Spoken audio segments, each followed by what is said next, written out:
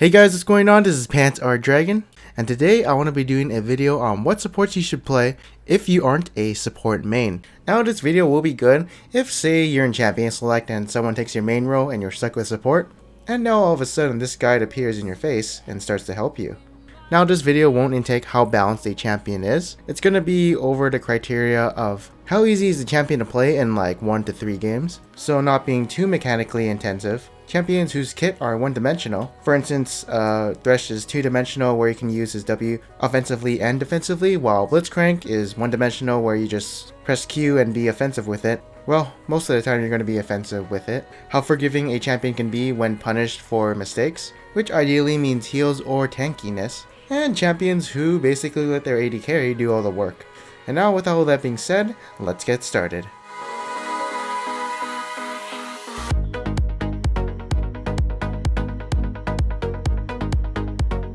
Alright, so I'm an idiot because I forgot to mention this in the intro, but for each champion I do, there will also be a little mini guide on how to play them.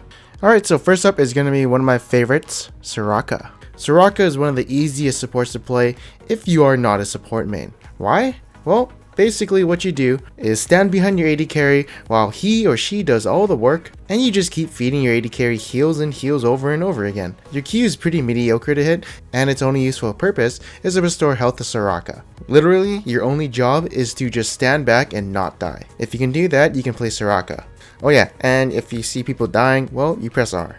But it's also better if you use it under 40% health, as Wish's healing is increased by 50%, so it's kind of that last resort weapon to use when you're in peril. The only thing that's kind of tricky about Soraka is using her E. This is a great zoning tool for people to avoid, as people don't really want to get caught on it since they get rooted, or can instantly silence someone like Katarina who's spinning with their ultimate, but primarily I use it for a zoning tool, so I like to put it in front of enemies or where they're going. Alternatively, it is really good for chaining CC, as it's great to combo with a Mumu ult, Malphite ultimate, and you get the picture. Also in lane, make sure not to spam Q a lot since it does cost 70 mana, and your mana is primarily used for healing people.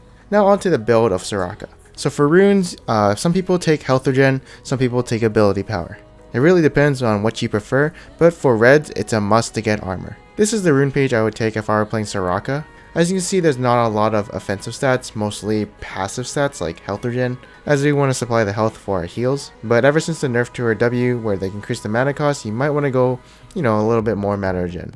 As for masteries, we go 0, 18, and 12, pretty basic for a Soraka page. And for the item build, I do go into the coin path, and then cooldown boots because it's really cheap and, great on supports. And then I would go into banner command if the enemy has AP. But if not, I'd get the Zeke's Harbinger, and then after those 2 items, it's pretty situational on what you get next. You can go AP, you can go health regen, you can go movement speed, but what I do not recommend is going health. It's counterproductive with her W. As for skill order, you definitely max out W, and after that some people max out E after, or Q. Me preferably, I like to max out E, just because the amount of stats you get when you level it up is a lot, while putting points in a Q is, well, it lowers its cooldown to like 5 instead of 7 at max rank. And you also use it more often than your E, and you'll probably only use your E once in a team fight, but I'm not too sure. So it's really up to you. Next up is gonna be Blitzcrank. So Blitzcrank is a champion that is very one-dimensional because your job is to basically pull people and then kill them. That's all you have to do in team fights, in laning phase, and just roaming around. Like, yeah, you don't pull the Mumu into your team or the Alistar, but that's literally the only thing you have to watch out for. Pulling anyone into your team is usually a good thing, and you just knock them out right after. Add R for a little burst, and you got yourself a good Blitzcrank. As long as he can make hooks, then yeah, he's an easy champion. Yeah, maybe you have to save your ultimate for that Katarina spinning around with their R, but that's a pretty rare case when you need to hold that R for a special reason.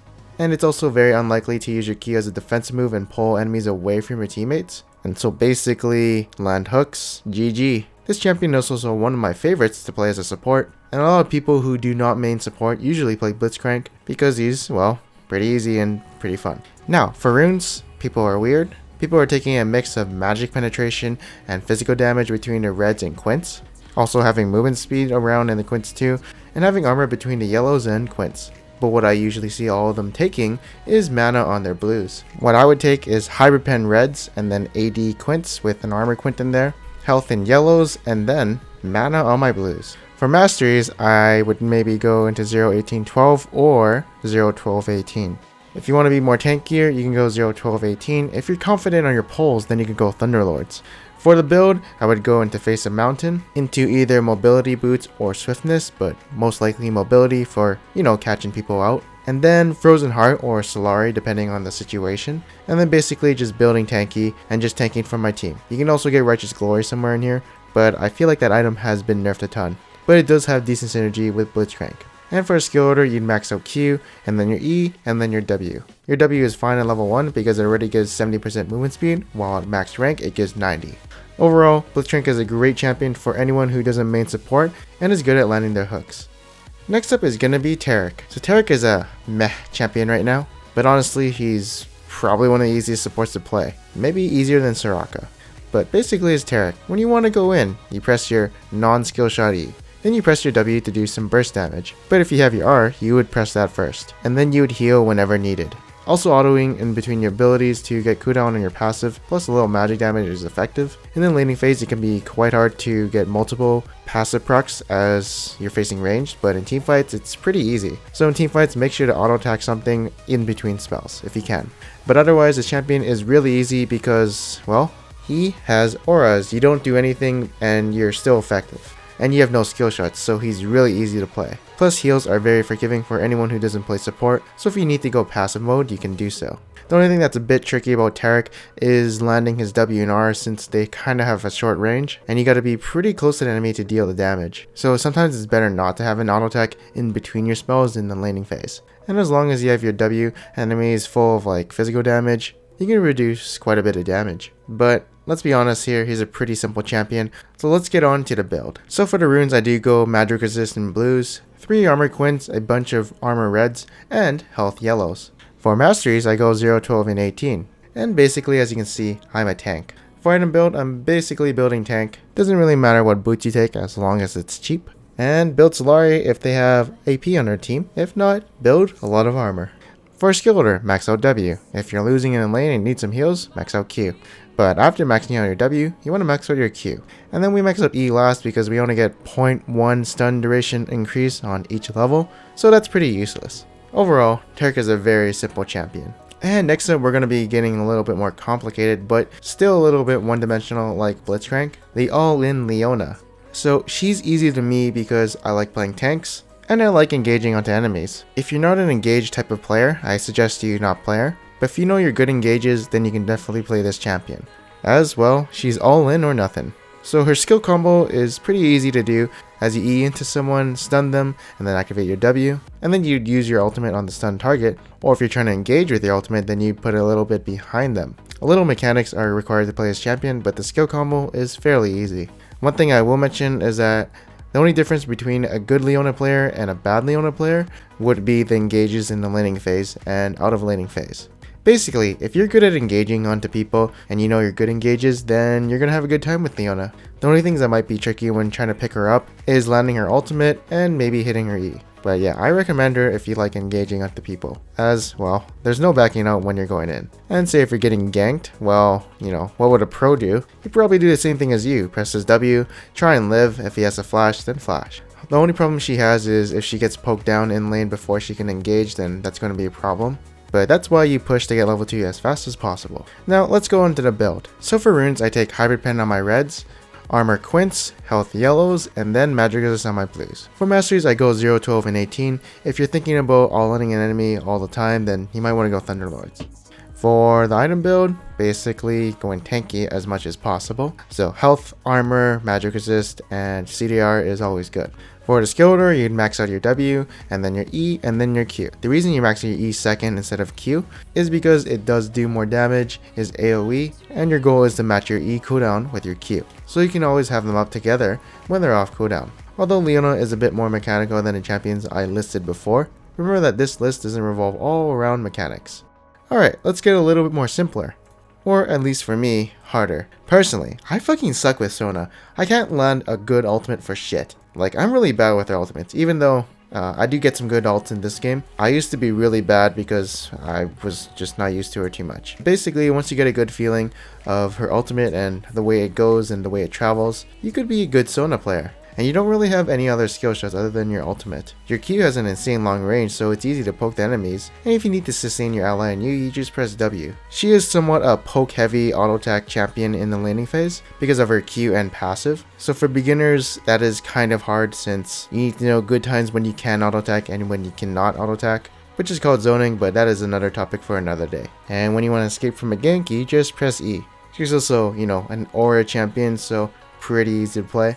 You just gotta be good with your auto attacks and I guess your ultimate. Now, one of the best things about Sona, I feel, is how well she scales in the mid game and late game. So if you do poorly in the early game, as long as you can make it to the mid game and late game, you're gonna have a good amount of threat, as each point into your ultimate makes your abilities more stronger, and your W becomes really useful since you can provide a shield to your team and heal people. There are also two other things that I worry about when I use her, which would be managing her mana and how squishy I am during the laning phase. But once you get a mid game and late game team fights, you just spam your keyboard until the team fight is over. Alright, so for runes I take Hybrid Pen reds, Armor quints, Health yellows, and Magic Resist blues. For masteries I go 0, 18, and 12. Yeah, we do a lot of damage, so I think Thunderlords is pretty good here. Windspeaker's Blessing obviously is good, but we're not maxing out our W first. That'd be more for the mid game and late game stage.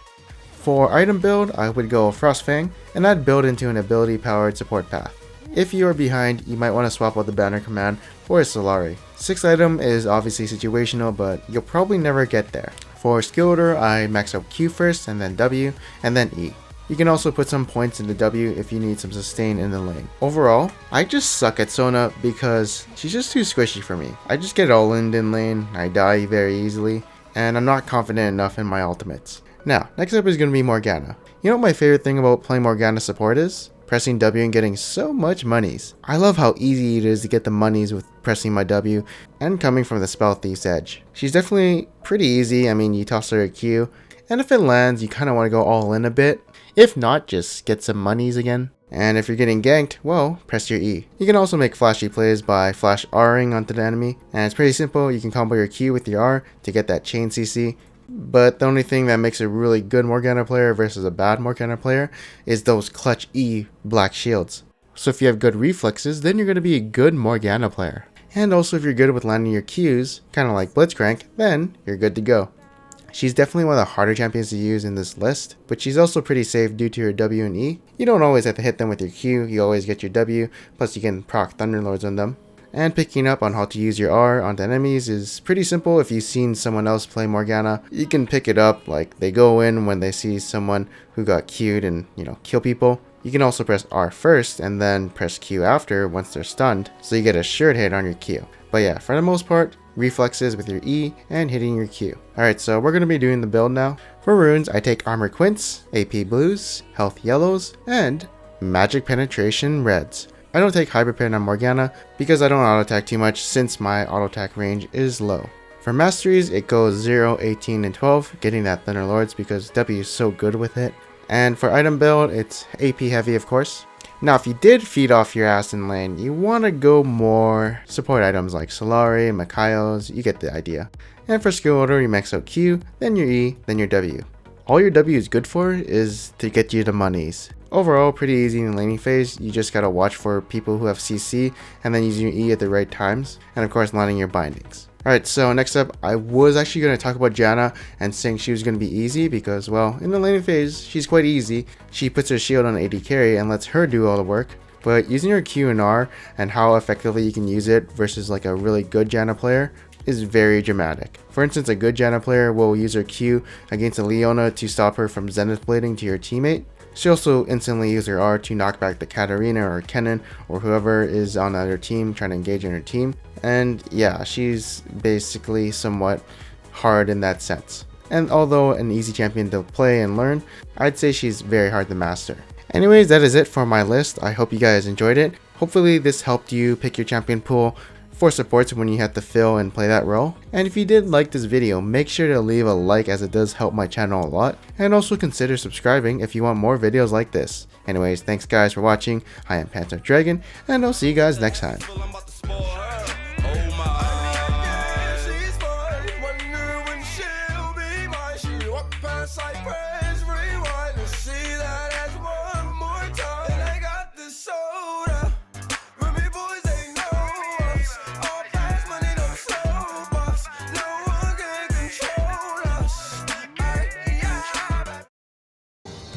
crit animations. Hello.